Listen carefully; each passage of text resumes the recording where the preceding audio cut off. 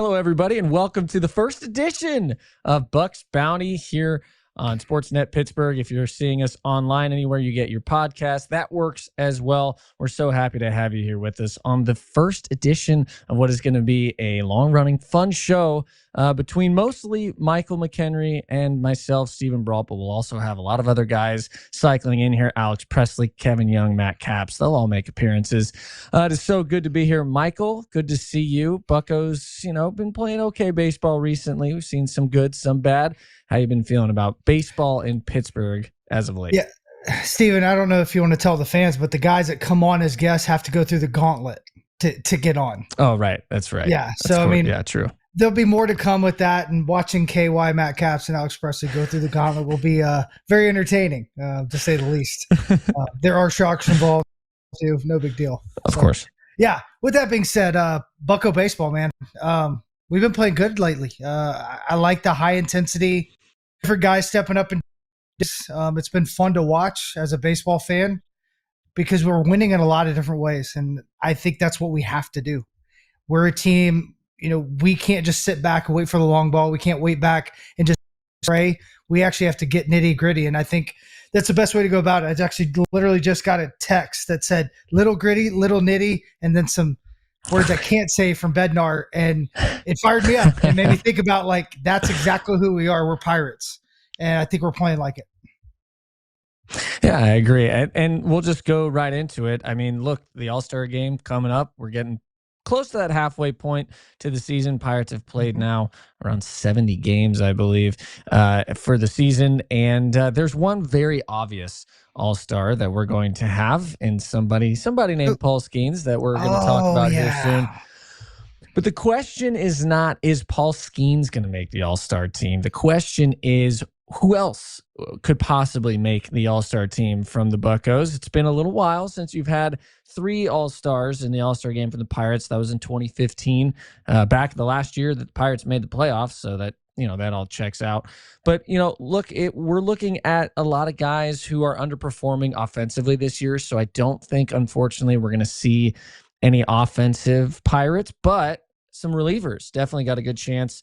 Dennis Santana, David Bednar. What do you think about those two guys? The way they relate to the league, they're very different stories. Who do you think? You think those two guys could make a run for it? I just want everyone that's listening to hear you say that again. Who is that again that you just said that could make the All-Star team? Yeah, Dennis Santana and David Bednar. Yeah. David Bednar, man. It's crazy. It is. And I think that's about that. I mean, one, the resilience, but the biggest thing for me is you don't give up on your guy, right? You can't give up on him. Right. I think we could see all 3 of these guys. Obviously, we're going to see Paul Skenes probably start that All-Star game. I'd love to see David Bednar get his 3rd opportunity. And Dennis Santana, I think he's well-deserving of being an All-Star. Those numbers are real. It's going to take a player vote or a fill-in or someone to get hurt probably for these guys to get in. That's just the reality of where we're at because the votes are coming in. They're coming in strong, and none of them are going towards our guys. So we'll just have to wait and see, but I'd love to see both these guys get an opportunity. Another guy, if he could get really hot in the next couple of weeks, is Andrew McCutchen. Now, it would take a lot, but just to see that, they did that with Albert Pujols on his last hurrah. Kutch hasn't admitted that this is his last hurrah, but let's say it was. It'd be cool to have someone of his stature and a guy that's been in the league 15 years in a bat in the All-Star game, get a standing ovation. And, I think baseball does. I don't want to say he deserves that because I never think that in my life, but I do think baseball deserves it. So I'm going to go the opposite. I like that. I think that, Kutch has put himself in the conversation at least, which is nice. No doubt. It's interesting because I think if it was his definite last year, which obviously he has not stated anything of that, he clearly wants to keep playing, then you have a really good chance because he's doing well enough. He's having a solid season. He's a guy that, like you say, I'll say it. I think he would deserve it because some of being an all-star is about your pedigree in the game, right? That's why it's a fan vote and not just straight up based on stats for the season, is because yes, you have to be a great player to be an all-star, but you also have to be somebody that people care to watch most of the time. That's why you have the reserves that other guys can get in, or when people aren't going to be able to go to the all-star game for whatever reason, then the league chooses replacements, and that's where you get those guys that maybe you deserve it numbers wise, but you haven't built up that pedigree yet for fans to vote you in, which I used to hate that, when I was a kid. I used to be like, man, I just think that whoever has the best stats should be in the All-Star game. But that's just not how it works. I could see little Steven saying that. Oh, yeah. I also hated American League Baseball because I hated the DH. Yeah. But here we are now. Everybody's got a DH. So, so I've changed my opinions. Yeah, you just hate baseball. A few things. Exactly. But I like the idea of Andrew McCutchen getting in. I will say with Bednar, it's interesting because if he was just going with his numbers after he came back from AAA, then definitely he's got a 2.03 ERA since he's come back. He's got 38 strikeouts in 26 innings. He's been incredible since he's come back. And he's actually ninth in Major League Baseball with saves, in the National League in saves. He's got 11. And something interesting that a lot of people probably don't know, because he did struggle at the beginning of the season, he is 11 for 11 on save opportunities. He hasn't blown a save this year. When he was kind of giving up those runs earlier in the season, it was in different situations, right? It wasn't a save opportunity. So I think that he's got a chance. I think Santana, on the other hand, definitely should be in, because if you go with National League relievers above 30 innings pitched, he's third in ERA. I mean, he's been not only really, really good, but he has been reliable. He's been out there. He's been throwing more than almost anybody in any bullpen in baseball. And with the stuff that he's got, the only thing that's going to hold him back is his strikeout numbers. Not a big strikeout guy. If you're a reliever who's not getting at least a strikeout per nine, a lot of times you just kind of get pushed to the side when it comes to all-star voting and things like that. But I'll tell you what, every team in baseball would sure love to have him in their bullpen. That's for sure. He's been good for so long now, right? That's what's been really fun about it. Since about halfway point last year, he has been one of the best relievers in baseball, hands down, no question. And having that kind of consistency has been really good for the Buccos. Do you think? Let's change it over a little bit. Well, let me ask you this real quick. Do you think his possible suspension hurts him at all? I mean, yeah, it could, but I don't think that really. I don't know, because I don't know how they vote. The pitchers in. One of the strangest things about the All-Star game is that you don't vote for pitchers. I've never really understood that. So I don't really know. To be honest with you, relievers are usually just based on who is the best. You got in a little tiff in the bullpen, and you can't do that. You can't go after a fan, obviously. So it'll be interesting to see if that does affect. I don't really know. Do you think he will? No, for everything you just said, it made me think like it could affect him. But I do not know, right? Because you're right. It's not going to be a popular vote. They're not necessarily voted in, so it's going to be one of those where they use it against him. I hope they don't. I think it was just a weird circumstance. I said that something they shouldn't have. His emotions got, but at the end of the day, like, he's been great for a long time. He's kept his head above water in the sense of being a great guy. So I don't know why they would knock him for this, but they've not. So I hope it's not that way, but it seems like sometimes they like to pick on the Pirates. So I hope that's something that doesn't happen this time. Yeah, right. Yeah, I mean, okay. So let's. I got one more question for you before we move on from the All-Stars. Name two guys in the next 3 years that are not in the All-Star talk that you think could be All-Stars. They can be in the minor leagues or they can be in the big leagues. It's entirely up to you. I think it'd be a lot of fun. Actually, let's go 3, because I think there's 3 guys I could think of right off the top of my head that I could see being all-stars that are position players, right? That could be, possibly in that midseason classic. Well, the easy one is Nick Gonzalez, based on the way he's been playing. And second base is just it's a very prime position if you can hit to become an all-star. That's just the truth. So if he keeps hitting, then absolutely. He's a solid player at second base too. So I would say him. it's hard to get away from Brian Reynolds just because Reynolds has the Okay. pedigree in the past, but this year has been really tough for him. Very, very streaky, which is not what you want to be. And Oneil Cruz, he's not going to make the All-Stars this year because he's had a really, really bad month, unfortunately, of June. But I do think that if he's able to have his first half be a little bit more like his second half was next year, then he should be an all-star too. I don't think that we're going to be seeing many non-all-star seasons from him over the next few years if he's able to find that consistency. And then I'll go one minor leagues. I'm just going to throw out Connor Griffin. It's too much, too soon. He's too good. We've looked at a lot of video of him. We've looked at a lot of stats of his. He's impressive, man. He is really impressive. Very young, but I could see him too. Who do you got? I know you got Nicky G and Connor Griffin, but who's your third? I'll throw a curveball at you. Henry Davis, my friend. Oh. Next 2 years, I think he'll be an all-star. And the reason why I say that is he's a guy everybody's betted against. He's proven everybody wrong defensively. I think the bat will come along. I think he's still trying to find on, am I a starter? Am I a backup? I think once he solidifies being the guy and he gets every day at bats, you're not going to be able to push to the side his 20 home runs that he could possibly hit in the first time because his power is real. It's can he make enough contact to make it even a bigger splash? But I mean, if he gets 300, 400 bats, the guy's going to hit 20 homers in the big leagues.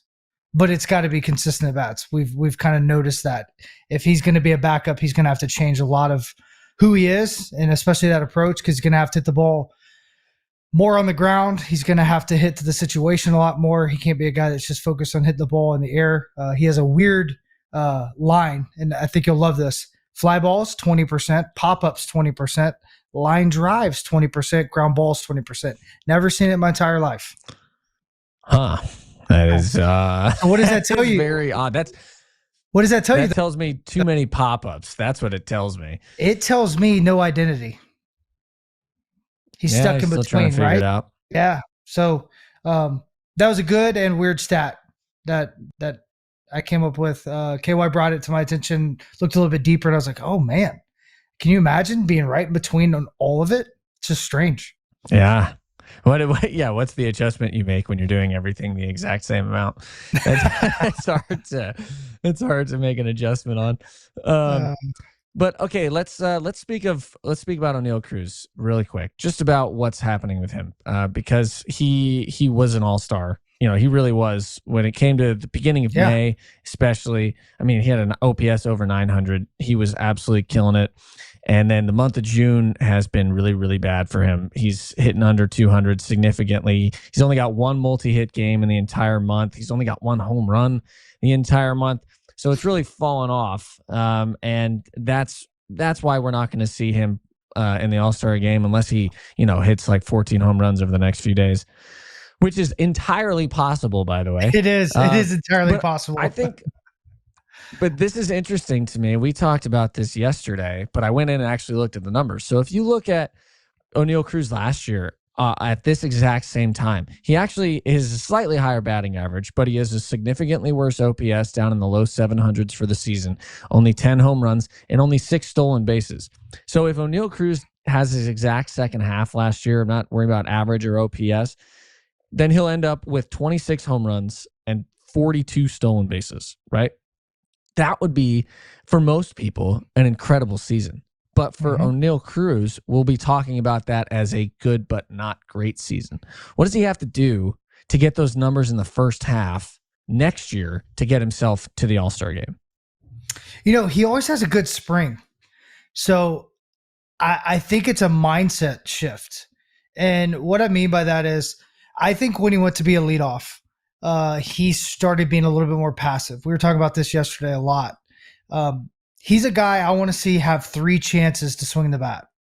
And what I mean is every at bat, not plate appearance. I'm talking about every time he walks up there, give that man 3 opportunities to contact. And I think since he's moved to that leadoff spot, early on, he got to the first pitch a couple different times, hit some home runs.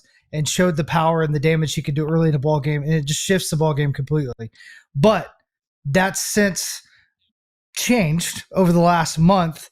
They've thrown in breaking balls early in the count. They've done a lot of different things, and I think he's got to say it doesn't matter where I'm hitting, doesn't matter if I'm a leadoff. It's Oneil Cruz. I can do things that most humans can't, and I don't know if this is him telling himself this, looking in the mirror, this affirmation, or if it's a coach or a teammate. But someone's got to remind him that this is what you do every day. You're completely a freak. We're watching him take batting practice, and you're just in awe. Your mouth is open, just like, what is happening? And I think giving him a chance to like fail and not put the pressure on himself, because he really does care.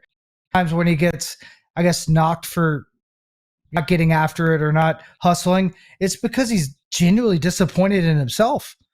And his default is to shrug the shoulders and slow down. Maybe that's good. Maybe that's bad. It's not for me to decide. It's for him to understand and move forward. And I'm really excited about where he's going to go. I think he's always been a great second half player. I think he's going to take off and hopefully get to 30 home runs. We're talking about a 30-40 season. But yeah, I think he's got to swing more, Steven. I really do. He's got to get that swing off more consistently, because you cannot find your time. You cannot find your rhythm without swinging. And watch him take a lot of third strikes. And that's just not him. I mean, we did a segment last year, about halfway through the season. He hit 22 balls outside of the zone, half of those for extra base hits, and at least 5 home runs. I mean, that is unheard of, one. And two, it just shows that this guy's so dynamic. He doesn't have to wait for the pitch he's necessarily looking for. He can just look in a region, not a region, right? It's remarkable. Just he's got to believe that. And here recently, I don't see in his eyes see the conviction or the confidence that you need to produce the numbers you can. And that's what I'm hoping to see in the next couple of weeks is, can he flip that switch, have a different demeanor, and have a little bit more swagger on the field? But when he has that, and you know better than anybody, he's unstoppable.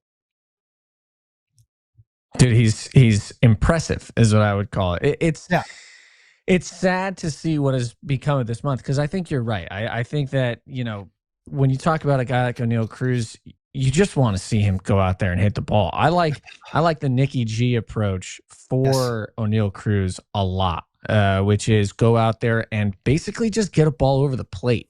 You know, you don't even really need it to be in a certain spot when you can get the barrel to the ball like the way Nick Gonzalez can. And I truly believe that Oneil Cruz could do that if that's what he aimed to do.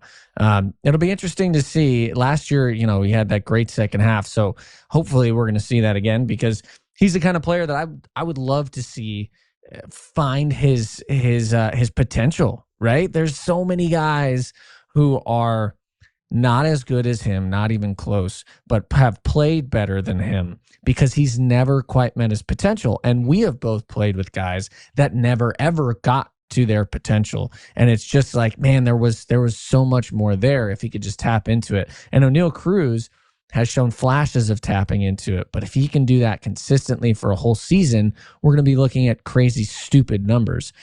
So hopefully what we're seeing is he has genuinely gotten better every year. So if he continues to do that, then next year should be better than this year. And then we'll see where it goes from there. Prep work inside. That's your most important thing, right? Yes. Yeah. Can you explain a little bit of why? Prep work is the most important thing. The first thing I do when I get in there, I pick up a thick grip handle. I put the tee very high and I hit off it. If I can't do that, how do I expect to hit a ball that's dancing and moving at 90 plus miles an hour? That thing called a tee? If you can't hit that ball to the back of the net consistently, what makes you think you can control your barrel out here when someone's throwing it? That's the one thing I do every day consistently. So that's the check mark. That's it. I check that off. Because then I slowly push that guy back. I slowly push him back. Distance and time. Side flip. Then push him back a little further, then I push him back a little further, then I'm like, all right, let's go. Yeah. What are you thinking about in batting practice? Barrel control. Once you have control of that, you can pretty much do whatever you want when you're up there. Say I want to work to the opposite side of the field. If I have the control of the barrel, I can do that. Once I start feeling good, then when I decide it's time to launch a little bit, open up the body, then I'll do that towards the end. Catch the next Bucs BP show on Sportsnet Pittsburgh. we're going to talk about another all-star later in some guy, like I said, named Paul Skenes, who's definitely going to be starting the NL All-Star game once again. But let's go around the league a little bit. One of my favorite things about Major League Baseball is that there are so many different kinds of people who are good at baseball. So many different body types. I'm tall, skinny. You're more shorter and stocky, right? Like we're the perfect, animated couple of two guys that both played Major League Baseball. But there's also the other side of things where some guys are just superhuman, as you call them, aliens, like Oneil Cruz. Well, the number one alien in baseball is Shohei Ohtani, the guy who can do both. And he's back on the bump, Michael. He's pitching again. We've now seen him throw 2 outings. He has his first outing, not so great. Command was not good. But man, oh man, that second outing, he gets 2 punch outs, throws 18 pitches, and all of a sudden, he is back, dude. And it is incredible to watch this guy because, also, that day that he threw his second outing, got 2 strikeouts in the first inning, he also hit a triple and a home run and got 5 RBIs. What does it mean for baseball, Michael, for this guy to be back on the bump as well as in the batter's box? This guy didn't go on a rehab assignment. No, he didn't. He did not go on a rehab assignment. That's why you're seeing him throw 1 inning. And I think he's changing baseball every time he walks out on the field. Not just because of what he do physically, but because, one, we talk about it all the time, the advantage they have that they have 14 pitchers, right? Because he doesn't count as a pitcher. It's so unfair. And what he's doing now is he's becoming an opener and he's setting the tone. So he's going out, he's blowing 100.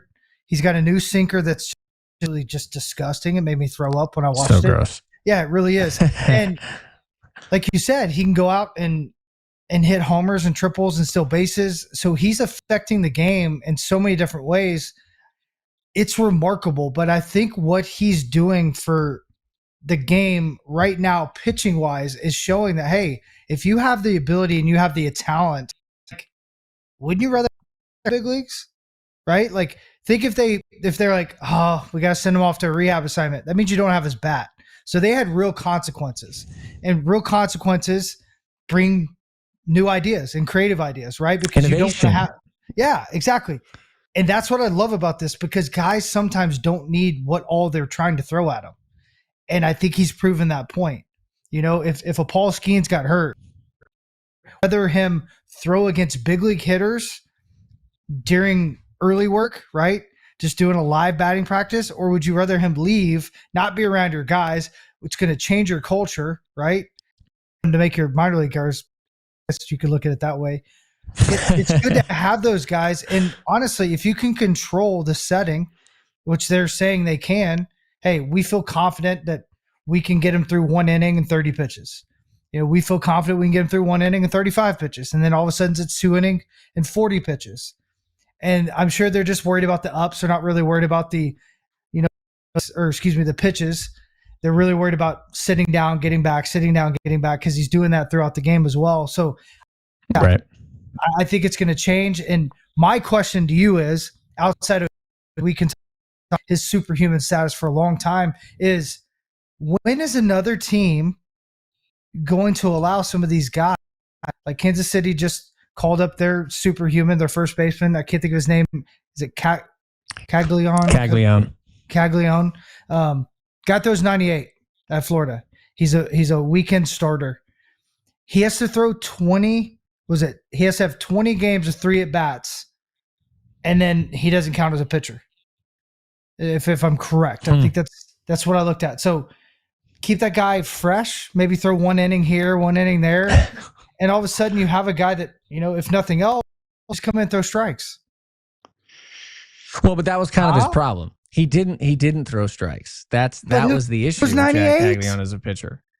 Yeah, well, I mean, I get what you're saying. I am curious, this is something that I talk about a lot, because I think that, sometimes it just takes one person doing something that everybody thought nobody could do for things to open up. Like you said, innovation starts, people's brains start turning a little bit when you're like, well, that guy's doing it. And yeah, he's doing it at the highest level. Correct. And you're not going to find another Shohei Ohtani anytime soon. However, that doesn't mean you can't have a good player on both sides, right? If you have a guy who, let's say, how valuable would a guy be if he had the same pitching numbers as, let's say, I don't know, like Mitch Keller last year, right? A 4.4 ERA or 4.3 ERA, whatever it was, and gives you good innings throughout the season. But then also, let's say, hits 250 with 10 homers. Like, that's, neither of those are amazing, but both of those together bring a lot of value, especially when it means that you can have another pitcher on your roster. So that's I'm $10 million I think that, player. Think about it. That's two $5 million players. Yeah.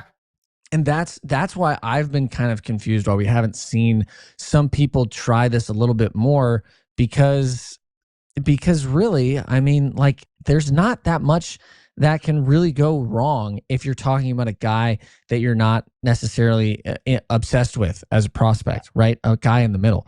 That's the problem. They're not looking for these guys that could do both well. They're saying only the superstars would be able to do this. I think that's the next page turn, is getting 5 guys on your team that pitch and play positions. Why not? If you can find them. It's going to be hard to find them, of course, but I think maybe we'll start going that way. So, okay, let's talk about that for a second, because I've been very blessed to be able to do USA, and we have 20 roster spots, 2 weeks of baseball they're going to play overseas. So our roster is made up of guys that can move around the diamond, and they really have to be able to pitch. You have about 5 guys that swing both ways. And if you don't, you're in big trouble. Well, last year's draft, we got one. Still can't believe he's not played, because he's an elite glove. His name's Levi Sterling. They're making him a pitcher, comparable in their mind if it jumps off as Bubba, right? If not, he's still going to be a really good pitcher because he's competitive. He has really good feel for his pitches, and the velocity is just going to tick up. But my thought is in high school and at these prospect things, these kids go from shortstop to the mound. They don't have to go to the bullpen, right? And I think that's the evolution I'd love to see, is watching guys be athletic and be able to adapt in game and then go right back, because then you don't even lose your DH, right? Think right. about You that. can go straight from short to pitcher. The problem is that would you have to keep the pitcher in on defense? I guess if you have another guy who's a position player, you could just switch everybody in and out every Correct. 3 hitters if you Correct. wanted to. Well, a lot of guys yeah, it's cool, but a lot of guys, that's why you open them. That's what they're doing with Ohtani. So say he can throw 3 to 4 innings, a typical opener, you start him and then you throw him at first base, you throw him at second base, and he finishes the game. I think there's so much value in that, right? Like, because one, your roster to really a 27-man roster instead of 26. You're adding another arm, and if you said if he's a 4.5, but he's able to do it once or twice a week, I mean, the value in that, I think, is just incredibly high. It's being done more and more now because of Ohtani at the younger levels. Steven, what is it going to take for a farm director or an organization to say, we have to just think outside the box and be different here? Because that's what, when that Ohtani stayed in Japan to do this because he knew if he came to the States, they wouldn't let him do it. He's on that, the guy that mentored him said, hey, stay here and become something that never has been. And he did. And I think when it comes to this, it's being done at the high school, done at the college level. It's being done very well both. Now you have more games. You may have to protect them. What's it going to take in your mind? You're a guy that possibly could have been in this realm. And I'd love to see it because it's great for the game. I'm going to be honest with you. It's going to take somebody. Think about this. You're going to be taking the same big swing that Billy Beane took with the A's, right? Back in Oakland when he started really. Which worked and changed the game of baseball completely. So that's why that's what you're going to need. You're going to need somebody who's willing to get fired if things don't go right. The problem is if you're an owner, you have to agree to do this with your organization. And if it doesn't work, you end up with a ton of guys who just aren't very good, which can happen anyway. So I don't, honestly, I just think it takes, the, you got to have the gumption. Somebody's got to be like, you know what? I want to be the guy that changes Major League Baseball forever. And if it doesn't work, I'll go do something else. But it's a hard place to be in, because think about all the people you'd have to convince to, go along with that idea. But I do love the idea that in like 10 years, every player's like, hey, my name is Tommy James and I am a pitcher / shortstop. Hey, my name is Tim Belko and I am a first baseman / pitcher. You know what I mean? You come up with those two travel names? ball. I don't know. I just threw him out in my Tim head. I think it'd be pretty good. How about Tim Belko? That sounds he's like like a first 6'10". baseman. Yeah, 6'10" first baseman. Dude. Yeah. He's a lefty, bigger guy. He throws really hard. No idea where the ball's going. Doesn't hit for power at all. Just huge. No, slap hitter, big time slap hitter. No one destroys a baseball like Oneil Cruz. That is the hardest hit ball in known Major League history. Pitchers should consider themselves warned. And it is gone! There's a Cruz missile! Log in with your cable provider and stream the Pirates all season long on SNP 360. Okay, so Paul Skenes. We have to, this is the Pirates podcast. We talk about Paul Skenes. That is going to happen. We've seen some incredible things this year. It's funny because at the beginning of the season, we were talking about, things aren't quite what we saw last year. Neither of us thought that the league was figuring him out. We both thought that there was something a little bit off with what was going on in his delivery or his pitch shaping. Well, he figured it out. And he has been just amazing this year. I'm just going to list off these stats, okay? And our producer Nick Belsky found these, but it's so funny because I didn't see that he had already done this research. So I go through just to look at the rankings of where Skenes is in the National League, and it's hilarious, dude. It's hilarious. He's first in ERA. You loved it. He's first in WHIP. I loved it. First in ERA, first in WHIP, first in opponent batting average, first in innings pitched. Sorry, I actually think he's second in innings pitched. I will say that. There's one guy ahead of him. I think Logan Webb might. No, Schwellenbach is ahead of him at 103. He's got 102. He's 10th in strikeouts. I don't really care about that because he's also lowest in opponent OPS. And he's just been unbelievable. He's unbelievable. He's actually lowest in home runs per 9 too. That one I found in my own. But he's first in like every category where it comes to making sure that guys don't get on base or score runs. There's nothing that you can say if he's got the lowest ERA and he's right there at the top most innings and he's got the lowest everything else, that he's not clearly the NL All-Star starter. And he already is, in my mind. And then the other part of that is what I talked about earlier. He's also probably the third most famous current Major League Baseball player behind Ohtani and Judge. There's, you could argue maybe Soto, Francisco Lindor. There's some other guys, but I really think that he has put himself above them in terms of absolute star power as well. Michael, that's your NL starting pitcher for 2025. Correct? There's no argument there? None. Zero. Zero. Okay. All right, so let's compare him because he has not won more games than he has lost. No pitcher has ever won the Cy Young with losing more games than they win during a season, other than one reliever, Eric Gagne. He did it in 2003. But Jacob deGrom, closest starter to ever do it at 10-9. That was in 2018. Do wins matter? We've had this conversation a million times. Just do wins matter?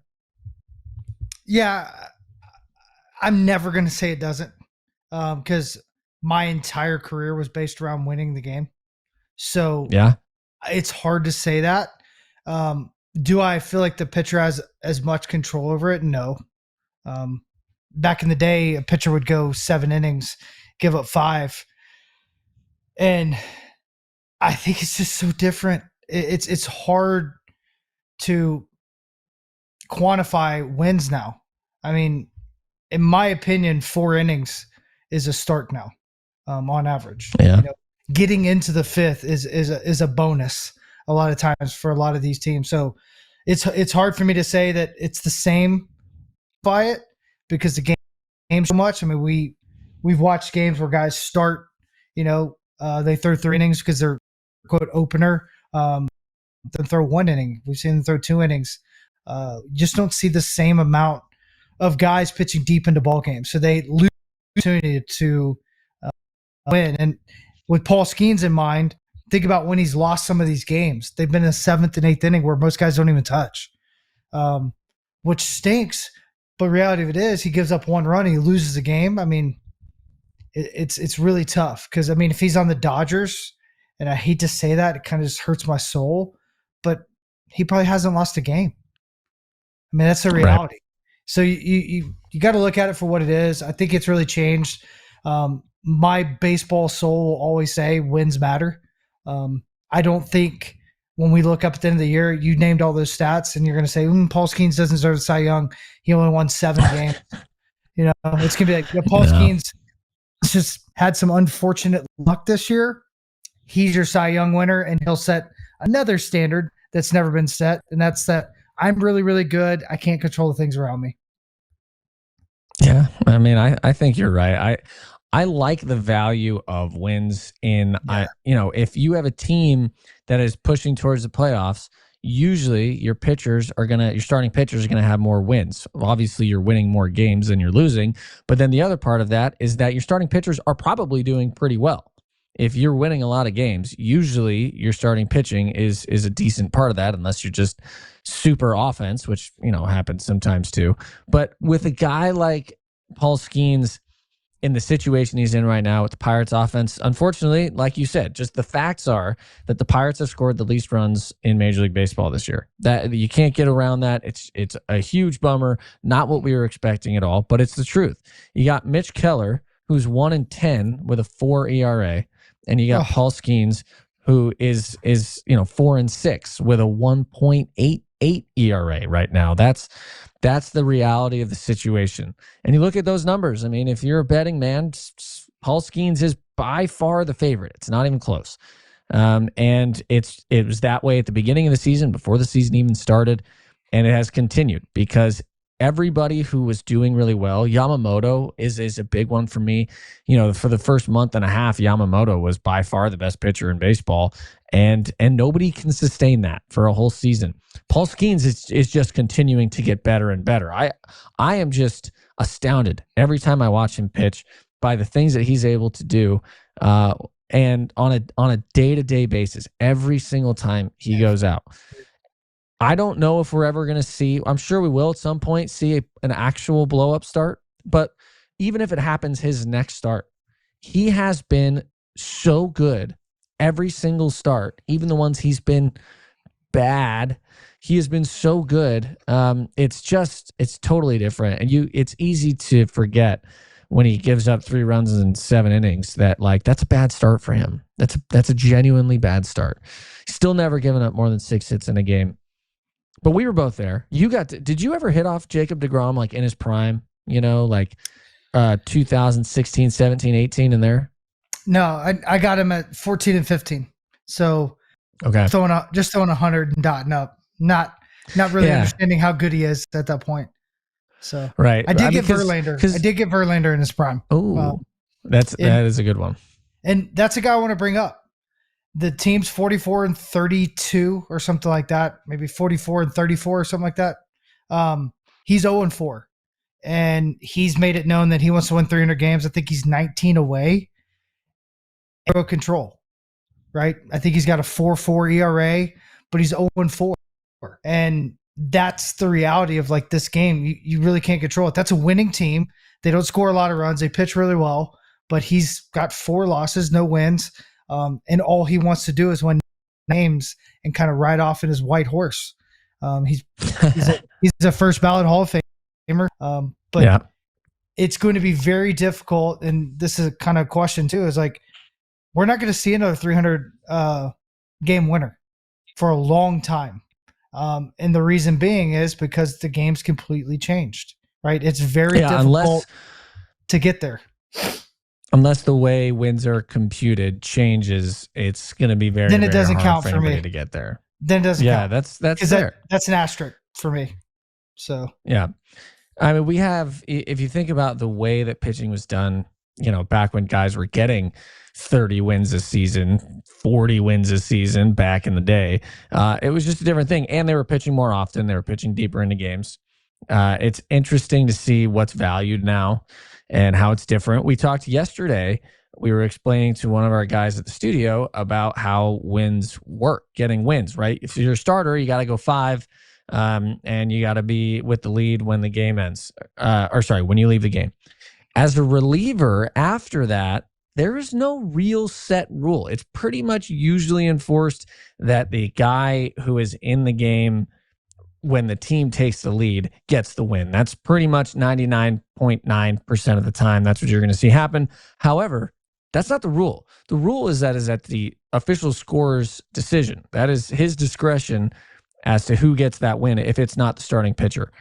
But there are pretty hard, barriers going down the gutters. What are they called? Bumpers going down the gutters. If we're going to use a bowling never lane. use those, Steven. You got to stay. Bowl like a champion.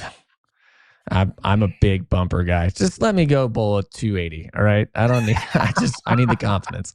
But yeah, so it'll be interesting to see if that ever changes. Because if it does, I think you're right. It's an asterisk, because it's a totally different stat than because what they did back then, it was about winning games. That was specifically what you were pitching for, was a low ERA and winning baseball games, and that was it. Innings pitched as well, but that came along with winning baseball games. So I don't know. I got a pivot for us right here. So you were talking about the way it was, the way guys threw, right? Are we ever going to see that again? Are we ever going to see 300 innings ever again? Because I do feel like this next bargaining agreement, Steven, one of the things that's going to be fought for outside of the salary cap, salary floor, is games. You know it. I know it. The players have been fighting for about 142 for years. I think it's going to be brought to the table again. I have a solution. I think it should be exhibition games, 20 games, where they get to decide if you want to play or not. They bring up guys, the roster. I'm getting off on a tangent here, but they play the bananas. They play the AAA teams. They do every little bit quirky, and they set new rules for that game. They'd be good for baseball. It's 20 games. Who cares? And a lot of the guys that don't get to play much because the DH end up playing, and they get paid for that day. If you don't show up, you don't get paid, but you get the day off. And I think there'd be a win-win there for veteran guys that want the day off, that don't want to play, that the day with their family. And it's 20 games, right? That's just every Monday. You could do every Monday, and that would solve that problem. But that being said, are we ever going to see 250 innings? Because here's my thing before I let you have this. I don't like people saying you can't. I don't like people saying more guys are getting hurt because of spin or whatever. They said you could not run a 4-minute mile. And it happened. And once it happened, what happened? Everybody else did it. And I think we are starting to get back into that realm of putting limitations on human beings that don't need to exist. I think it's looking at it differently, right? Take off the governor and let's see. But what's it going to take off that governor? Because we're saying all these things while there's limitations put on every single dude that walks into minor leagues. The reason we're not seeing position players pitch is because they can't withstand it. Well, how do you know? The only person that actually knows is the guy throwing. Like, dude, my arm hurts. Okay, does it hurt or are you broke? Maybe we can get through this threshold and understand it, or maybe we need to pull back. But that's the only way to know, is you have to go there. You have to get to that edge to ever understand that there is an edge, because we're creating some huge barrier that doesn't exist. And I think we need to knock it down. Yeah, I mean, I agree with you. I just, my short little response to that would be that I've been saying the same thing, because injuries have not gone down. It's not like we've seen people get hurt less. More recently, technology, and we have more. It's weird. Yeah. So it's not working. Whatever we're doing isn't working. So maybe you just try going back. One more quick subject before we go. That was a quick answer, but we are gonna dive into that more on both sides because, like, I think it's good for the game. Seeing Paul Skenes can't be bad for the game. No, it's definitely not. All right, last thing here, Michael. We got two guys. We call them Bucs on deck guys, trying to make their way back up to the major leagues consistently. We got to see Billy Cook recently. He's been doing very well in AAA, especially in the month of June. And then Nick Yorke, who has just been a solid player down in AAA. Still haven't seen him up in the big leagues this year. I'm just curious, which one of those guys are you more looking forward to seeing coming up again at some point later this season? I'll give you one Yorke of a guess. Oh, it's probably Nick Yorke. Yes. I like Billy Cook. I think he complements just about any team he's on because of his defensive. He's very, very good in the outfield. He's got an absolute bazooka. I love the fact that he can play first base. And I think he's made a really strong adjustment and good adjustment if he's going to be a bench player. I do miss the power. I have to figure out how to tap back into that enough. But his ability to make contact, expand at bats, I think is really important to be a bench player. I don't know if he's accepted that or if that's where he's at right now. But Yorke is an impact player for me. He's a guy, if he comes up, he needs at bats. I think he has flexibility to play in the outfield, first base and second base. I think he can even play third if you needed him to. But we talked about it in spring training, Steven. They wrote an article about him and how his underlying metrics kind of jump off the page. The way he hits the ball hard, the percentage of times he finds the barrel, he finds the sweet spot, all those numbers that are expected numbers that we talk about. He's one of those guys that's like, he's different. He needs opportunity because with a lot of opportunity with those numbers, there's a chance he could put up some silly numbers in the big leagues. I'm not saying he's going to. There's a lot of other things that kind of pile on top of you when you put all that together. But if he gets the right circumstance, faces the right, he has the ability to. And I think that's the biggest thing. When you look at as an evaluator and say, this guy does some things that other guys just can't do. And that's his exit velocity on average. That's his sweet spot percentage, his barrel percentage. All those things are at a level that's like, okay, he does things a little different that elite players do. What happens if he gets 400 at bats? Could he pop 20 homers? Yeah, I think he could. Is there a lot of things that go into that? Sure. But it's the possibility, dude, that really excites me. And we're not the only ones that have seen that. That's across the league. And once again, we traded for him. When's it going to be his time? I don't know where his spot is now, but at some point they're going to have to make that decision. Yeah, I think, I like Billy Cook. I am also a little bit curious about the lack of power this season.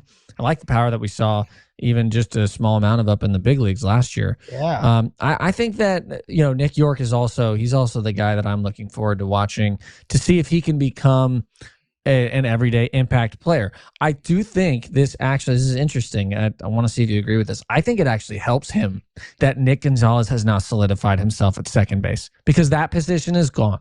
So you can't expect Nick Yorke to come up and be an everyday player as a second baseman because Nick Gonzalez has that job. He's going to have that job for as long as he keeps performing. I think he's going to be the next Josh Harrison. That's what I'm calling Nick Gonzalez. He's going to play for a while at second base for the Pittsburgh Pirates.